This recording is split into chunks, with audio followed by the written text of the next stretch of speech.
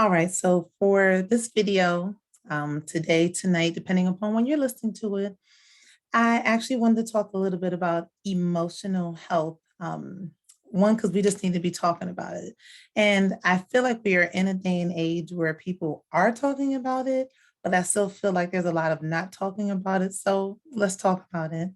I was doing or I wasn't doing anything. I made a post on Facebook. And if you're watching this video on Facebook, I made a post here. You can go a little bit further down my feed and go find it. And if you are on another platform watching this video, go check out my Facebook. It's Akima and my real last name, Charlie. And when I was creating the caption for the post, it was on a Sunday. And my husband and I were not doing our typical Sunday thing. So typically on Sundays, we get up, we go for hikes. We're big hikers. And I was like, oh, yeah, we're going to go for a hike. This was Saturday night. We're going to go for a hike. And then I remember Sunday morning trying to wake him up. And he was just like, man, I'm tired. I got woken up out of my sleep for one reason or another. And he was physically tired. And I realized the blessing in him being physically tired and me not forcing him to go or to go do something is because I was emotionally tired. And so later in that day, we ended up going for a jog at a local community college track. And we do that too. I mean, but that's more of like during the week. We don't have a bunch of time and we can just run over there, rather quickly. But I remember when I was creating the post, I wanted to just be like, hey, we're up, we're going for a jog, we're going to exercise, we want to do all these things that are so good for us. And I was like, pause, shorty, like, yeah, we're going to do those things. And yeah, you can share those things, but it's also okay and safe to say that you are emotionally tired and it changes the course of your day. And so, that term might mean something different for you or for people that but like for me, when I'm emotionally tired, I can tell. And this is where like my practitioner is going to come into it. Our emotions impact our physical health. So I can literally feel in my body, like, oh, you're feeling, off of your base. So, my base on a typical, I'm really high spirited, very energetic. I've had people tell me things like, you need to calm down or take a deep breath. And I'm like, I'm excited about life. Like I'm happy to be alive, however they say. And I didn't feel all that excited on Sunday morning. I felt myself kind of low. And I was like, oh, you need to check in with yourself. And so I ended up on that morning just reading different encouraging things, reading different scriptures, just really to pick myself up because I felt that I had gotten low. And then I had the energy later to go facilitate. I think ran. First of all, I didn't run. I definitely jogged.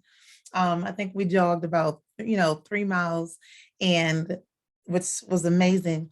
But I know that if I had not stopped on Sunday morning to check in, to recognize that I was feeling a little low, that I wouldn't have been unable, honestly, to jog.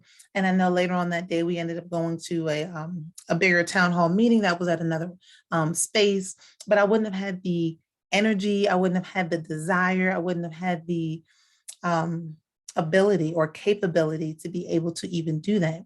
And so why am I talking about that? When I'm talking about it, because again, and I will repeat this, like it's safe, it's okay to not be at your base all the time. One of the things that I do in my practice, and for you all who follow my business, Princess Akima Holistic Care, and especially for you all who are clients of mine, you all may know where I'm going. I talk a lot about emotional health because a lot of times when people come in with different physical ailments, and I know we're used to like, oh, this isn't functioning, or this isn't working, or this is hurting, or I'm feeling really tired, I'm not sleeping, I'm not pooping, all the things. And then people always want that to be addressed from a physical standpoint. And sometimes it needs to be. But truth be told, sometimes your emotions can also block up your physical health. And so I knew what took me off of my base and I knew what feelings I was feeling. But sometimes when people come in here, they don't necessarily know what is causing them to be off of their base. And so for me, I have a great tool here in my practice, my Zyto scanner. And that's ZYTO for anyone who wants to look it up.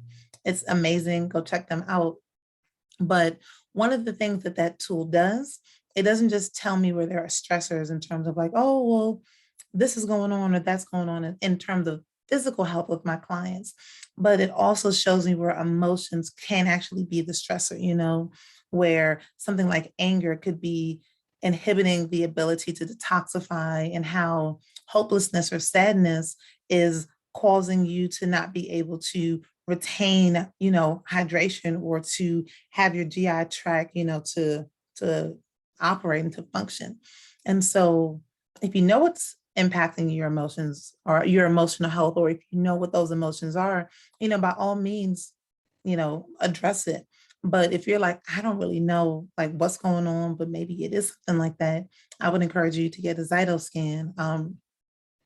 But the real premise behind this video, as I'm wrapping up here, is that it is okay to feel your feelings, to get knocked off of your base, but don't revel there. I think that is really the like, oh man, what's the takeaway, Kima? Princess, what do you want us to know? I don't want you to stay at whatever that space is that you may be feeling. Not only is it going to impact your emotional, of course, your emotions are impacting your emotional health. I know I'm always getting tongue tied doing these videos, but it's also going to impact your physical health. And as a practitioner, it's important to me that people be well and that people be healthy. But I also want you to know that, and I'll add this piece too. Once we're able to identify physical and emotional stressors, we're also able to identify what you specifically need in order to support your physical and your emotional health. So I don't like anyone to feel like, oh, am I going to be in a predicament where I'm not going to have my needs addressed and taken care of? That is totally not true. You can definitely, we are able to work together to find what those things are. And believe me, I do these things for myself because I too have times where either my physical health or my emotional health can kind of get me off my base, and we just want to pick ourselves back up from it. So I'm gonna cut off there. I'll catch you guys next time. Please share the video, share. You guys take care.